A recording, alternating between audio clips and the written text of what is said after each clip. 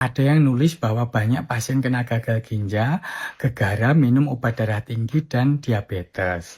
Ini sebenarnya masuk dalam sesat logika, yaitu tidak tepat menentukan penyebab. Ya, jadi populasi pasien yang kena hipertensi dan diabetes itu sangat banyak.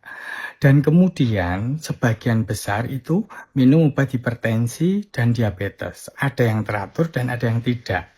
Dan kemudian sebagian mengalami gangguan fungsi ginjal dan akhirnya menjadi penyakit gangguan ginjal kronis sampai terjadi gagal ginjal.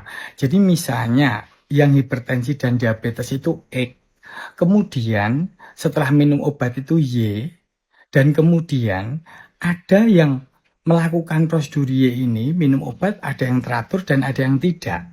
Lah yang tidak teratur ini menyebabkan hipertensi dan diabetesnya itu tidak terkontrol. Akhirnya terjadilah Z, gagal ginjal.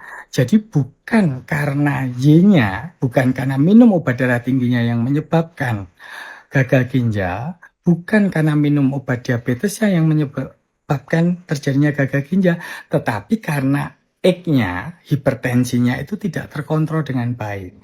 Jadi pada kondisi hipertensi dan diabetes itu terjadi penyempitan pembuluh darah yang menuju ke kapsula Bowman, tempat penyaringan darah menjadi air limbah, air kencing dalam glomerulus ya. Terus kemudian baru disalurkan ke tubulus, kemudian baru jadi air kencing.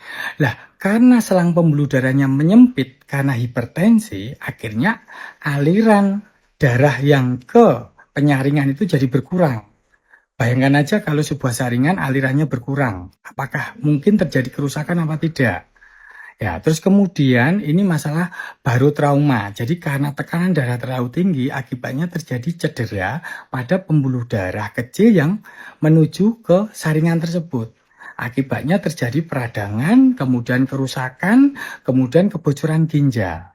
Demikian juga pada kasus diabetes. Pada diabetes itu terjadi mudahnya peradangan pada selang saluran darah yang menuju ginjal.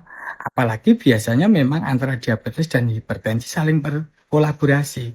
Ketika terjadi cedera vaskuler pada selang saluran darah yang menuju ginjal tersebut, akhirnya mulailah terjadi kerusakan saringan dan kemudian gagal melakukan penyaringan. Dan kemudian sistem itu terjadi seperti lingkaran setan karena terjadinya hipertensi juga karena sistem renin-angiotensin yang dipicu dari ginjal sendiri. Jadi terjadi kegagalan dalam bentuk lingkaran. Jadi akhirnya terjadilah gangguan ginjal kronis. Ya, jadi bagi teman-teman, selama teman-teman yang kena hipertensi dan diabetes itu memang minum obat hipertensi dan diabetes secara teratur, kadar gulanya terkontrol dan tensi darahnya terkontrol, kemungkinan atau probabilitas terjadinya gagal ginjal itu sangat bisa diminimalkan. Jadi silakan tetap minum obat hipertensi dan diabetes sambil melakukan perubahan pola hidup yang baik, tercapai keseimbangan. Jadi ibarat obat tensi dan obat diabetes itu sebagai tongkat untuk menuju masa tua. Tongkat sebagai pemandu kita supaya usia tua kita bisa dalam kondisi tetap sehat dan tidak menuju pada gangguan ginjal.